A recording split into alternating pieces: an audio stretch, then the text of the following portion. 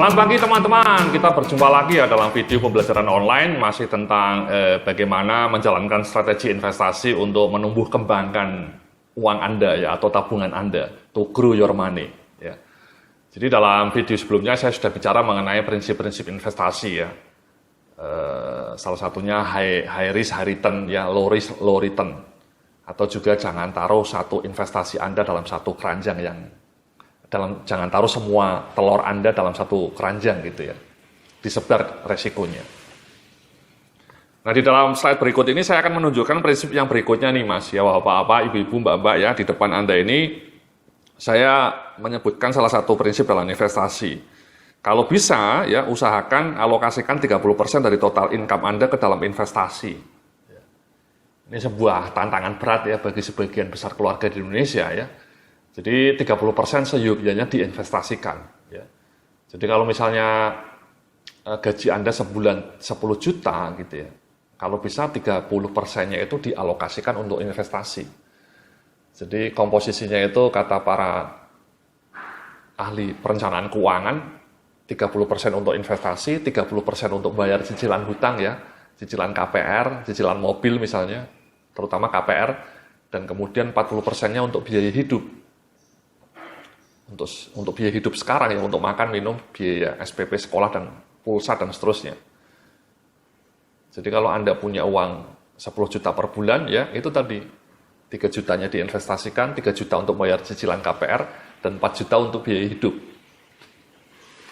Nah, kadang-kadang itu tantangan ya, karena biaya hidupnya sekarang juga makin mahal, sehingga mungkin dalam satu bulan yang tersisa untuk investasi tinggal 10%. Ya masih lumayan lah ya, daripada tidak ada sama sekali ya. 10% artinya 1 juta diinvestasikan ke reksadana misalnya untuk beli emas. Ya. 3 jutanya untuk bayar cicilan KPR, dan kemudian 6 jutanya untuk biaya hidup. Jadi itu ya, jadi 30, 30, 40, 30% untuk investasi, 30% untuk bayar cicilan KPR, cicilan mobil, cicilan hutang macam-macam, dan 40% untuk biaya hidup. Ya. Itu ya Pak Ibu ya, prinsip investasi ya. Syukur-syukur Anda bisa mengalokasikan 50% dari penghasilan Anda, itu luar biasa ya untuk investasi ya. Jadi Anda misalnya setahun, sebulan gajinya 20 juta gitu ya, dan biaya hidupnya hanya 10 juta, 10 jutanya diinvestasikan, itu luar biasa ya.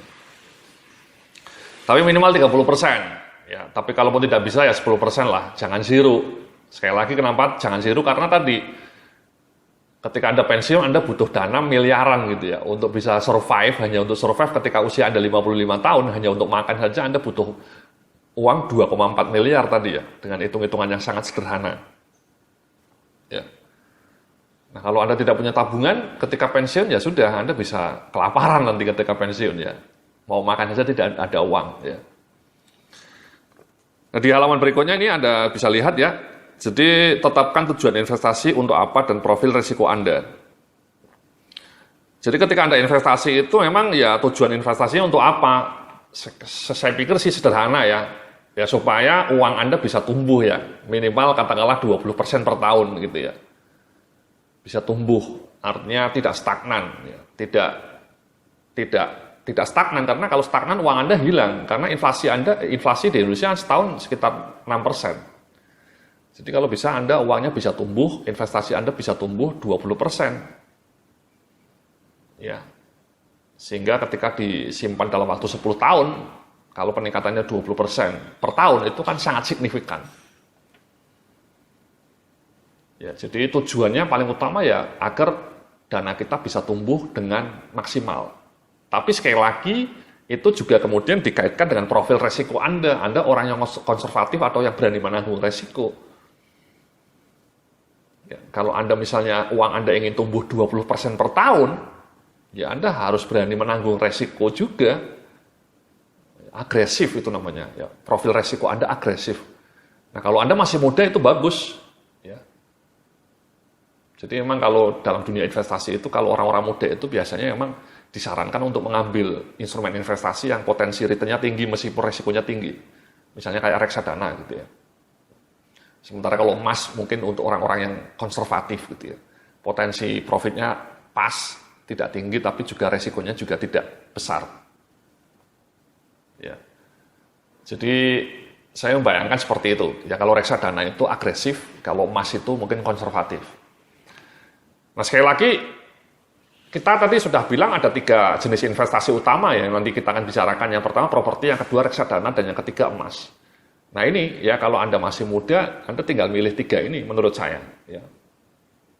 Mau dibelikan properti semua, reksadana semua, atau emas. Nanti kita akan bahas itu secara lebih detail.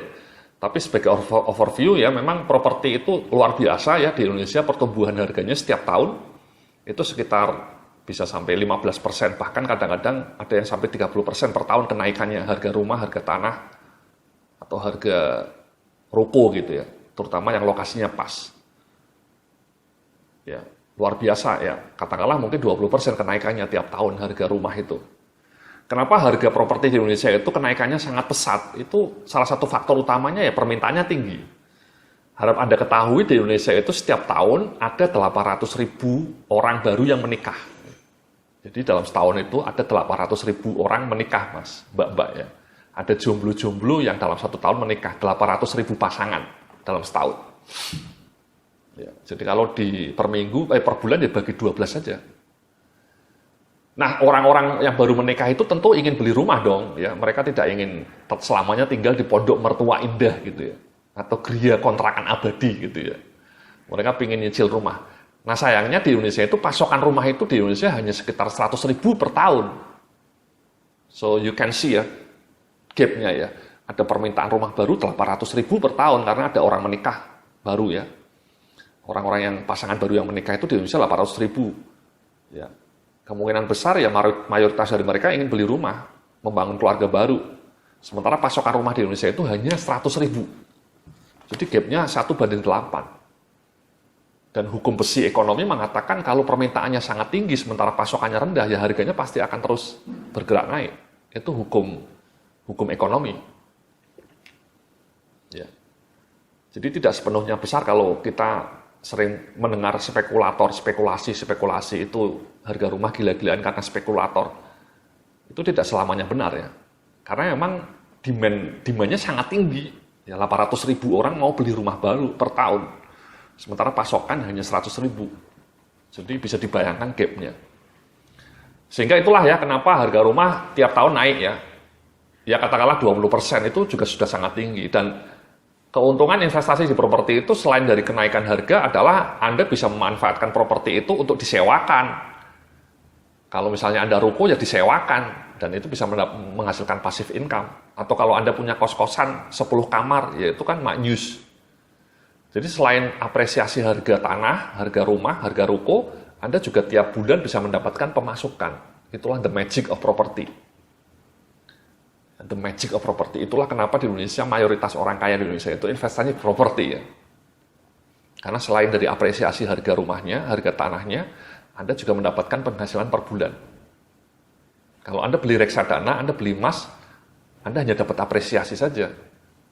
Tiap bulan Anda tidak dapat pemasukan. Ya. Nah, cuman kekurangannya properti ini yang membutuhkan modal yang banyak ya, Bapak Ibu-ibu ya. Minimal mungkin 200 juta untuk DP. Ya, 200 juta atau mungkin 100 juta, itu sangat besar. Dan memang tidak begitu liquid. Kalau Anda misalnya butuh dana minggu depan, mungkin tidak bisa cepat ya. Artinya reksadana sama emas kelebihannya sangat liquid. Ya. Anda butuh uang hari ini, langsung dijual hari itu bisa laku. Tapi kalau rumah kan tidak. Demikian juga reksadana sama emas itu investasinya tidak perlu sampai 100 juta. Anda punya modal 500.000 sudah bisa beli reksadana, sudah bisa beli emas. Ya. Jadi itu properti ya, kenaikannya tinggi, potensinya, returnnya tinggi, Anda bisa mendapatkan penghasilan bulanan, tapi keterbatasannya tadi butuh modal yang besar. Nah, instrumen yang kedua reksadana ini juga sekarang lagi hot ya. Again reksadana ini kalau nanti akan saya perlihatkan ya kinerja indeks saham, harga saham gabungan di Jakarta Indonesia itu berapa tiap tahun kenaikannya. Itu memang tinggi ya, double digit lah, antara 10-20% ya. Bahkan reksadana-reksadana yang bagus kinerjanya nanti saya akan tunjukkan, itu bisa ada yang mengalami peningkatan sampai 60 kali lipat ya, sejak harga perdananya ya. Jadi luar biasa potensi pertumbuhannya. Ya. Kenapa ya? Karena perusahaan-perusahaan yang dijadikan sahamnya reksadana itu perusahaan-perusahaan blue chip seperti Bank BRI, Telkomsel, Telkom, Indofood, ya, Astra Internasional itu kan perusahaan-perusahaan bonafit. Dan harga perusahaan-perusahaan itu naik terus. Ya, misalnya kayak harga saham Bank BRI misalnya, Bank Rakyat Indonesia itu peningkatan harganya luar biasa ya, fenomenal. Sehingga reksadana yang membeli saham BRI juga harganya naik. Jadi reksadana itu mencoba ikut menikmati ya pertumbuhan perusahaan-perusahaan besar di Indonesia ya, sebagai investor kecil ya. Dan sekarang kabar baiknya Anda dengan hanya 200.000 sudah bisa beli reksadana. Dan yang tidak kalah penting, Anda bisa auto debit. Ini yang penting. Orang Indonesia itu tidak disiplin untuk mengalokasikan uang. Setiap bulan dengan rutin itu tidak disiplin. Nah, kalau Anda punya auto debit, Anda dipaksa untuk disiplin, otomatis gaji Anda langsung diambil oleh reksadananya untuk dialokasikan reksadana. Itu salah satu trik yang bagus. Orang-orang psikologis, pakar-pakar psikologi mengatakan, cara terbaik untuk mendidik Anda rajin investasi itu gunakan fasilitas auto debit. Jadi Anda kerjasama dengan Bank Mandiri atau Bank BCA atau Bank Permata, mereka sudah menjual reksadana juga. Anda minta tiap bulan gaji saya, tolong langsung secara otomatis diambil oleh mesin 500.000 untuk diinvestasikan ke reksadana. Ya, Andanya tidak lagi butuh decision making, sudah otomatis, itu sangat powerful. Cara terbaik untuk mendidik Anda disiplin konsisten investasi itu auto debit. Nah, kalau Anda beli properti, Anda beli emas, mungkin tidak ada auto debit seperti itu ya. Kalau Anda beli reksadana, ada fasilitas auto debit seperti itu. Mudah. Tapi tadi resikonya kalau reksadana itu resikonya juga bisa ambles. Misalnya tahun 2015, kinerja reksadana di Indonesia rata-rata hampir semua reksadana di Indonesia turun 15% ya. Minus 15% ya. Jadi uang Anda bukannya nambah tapi minus. Jadi kalau Anda investasi 10 juta reksadana pada bulan Januari tahun 2015, pada bulan Desember 2015 uang Anda tinggal 8,5 juta. Ya, hilang 1,5 juta. Di atas kertas ya, on paper ya, belum real ya. Karena belum Anda jual. Kalau Anda sabar ya tunggu. Dalam 1 tahun, 2 tahun, 3 tahun mungkin sudah balik lagi, bahkan lebih tinggi lagi harganya. Tapi saya ingin menunjukkan bahwa reksadana itu fluktuatif ya. Kadang-kadang naiknya gila-gilaan, tapi kadang-kadang turun tadi sampai 15%. Jadi Anda harus juga berani menanggung resiko itu ya. Jangan hanya mau untung ya. Kalau Anda nggak sabaran ya, Anda takut, Anda panik, dijual ya Anda rugi. Tapi kalau Andanya sabar, ya durasi investasinya misalnya memang 10 tahun atau bahkan 15 tahun, ya mungkin dalam waktu 15 tahun reksadana 10 juta tadi Anda itu sudah tumbuh menjadi 100 juta gitu ya, atau 150 juta ya, mudah-mudahan amin.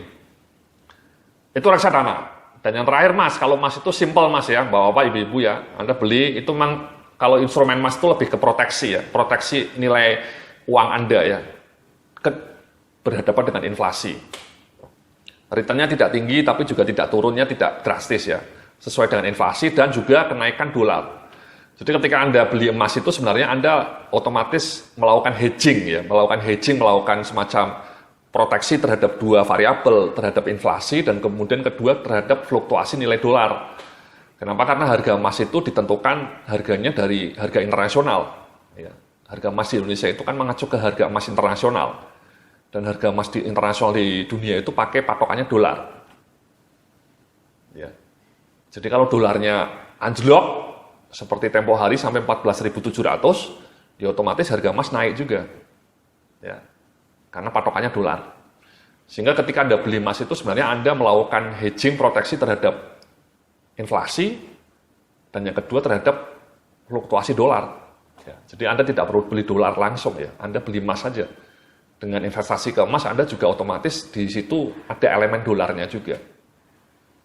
Nah, menurut saya memang sebaiknya Anda juga tetap perlulah instrumen emas ya. Meskipun memang pertumbuhannya tidak sedramatis properti atau sedramatis reksadana. Ya, jadi mungkin kalau saya membayangkan emas itu lebih sebagai sebuah proteksi. Ya, makanya alokasinya tidak usah terlalu tinggi kalau Anda masih muda. Ya, mungkin tadi ya cukup 10%, 20% ya. Jadi reksadananya 30%, emasnya 20%, propertinya 50%. Itu kalau metode saya Mas ya. Kalau saya pribadi, uang saya investasikan seperti itu. 50% untuk properti, 30% untuk reksadana, 20% untuk emas. Ya. Kalau Anda mau niru saya, ya silahkan, ya, Bapak Ibu-Ibu ya. Dan saya merasa comfortable dengan itu. Tapi nanti kita akan bicarakan lebih detail ya, 3 instrumen itu ya. Bagaimana strategi investasi properti yang paling maknyus, bagaimana strategi memilih reksadana yang paling pas, dan bagaimana strategi membeli emas. Ya. Kita akan bahas itu satu persatu dalam modul-modul video berikutnya. Terima kasih, salam sukses, penuh keberkahan.